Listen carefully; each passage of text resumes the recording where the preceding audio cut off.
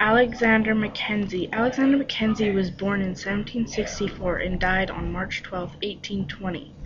He is from Scotland. He was one of the first explorers to travel from Europe to a country that is now called Canada. In my opinion, he was the most important explorer in Canada history because he was the first person to cross Canada by land to reach the Pacific Ocean in 1793. He was the greatest explorer in history. He mapped a river, but it wasn't just any river. It was called the Mackenzie River. He wanted the river to take him to the Pacific Ocean, but the Mackenzie follows to the Arctic Ocean. For 4 years, he followed the Peace River into the interior of British Columbia. He still continues west to the Pacific. Alexander was a fur trading explorer, but his next trip he went to England, he studied map making, then he returned to Canada ready to try again. Alexander Mackenzie was looking for the Northwest Passage and developed the fur trade. He also provided a gateway to the vast trading markets of the Orient.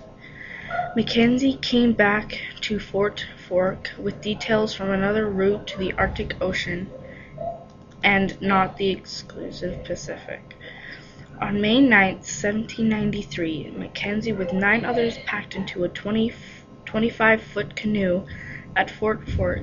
On his second voyage, he announced he arrived on a rock near Bella Cota by painting the following words: Alex Mackenzie from Canada by land, 22nd July 1793. He did this with a vermilion and grease mixture. Mackenzie didn't know where he was going till he asked a First Nation person for guidance. Without that guidance, he would never have reached the Western Sea after 117 days. After 117 days, Mackenzie returned with the western route mapped. In 1802, he was knighted by King George and recognized as the leader of the first expedition to cross North America to contained from the Atlantic to the Pacific of Mexico. He was finding new things like the Northwest Passage and the Peace River. Without him, we would never know about the Northwest Passage or the Peace River.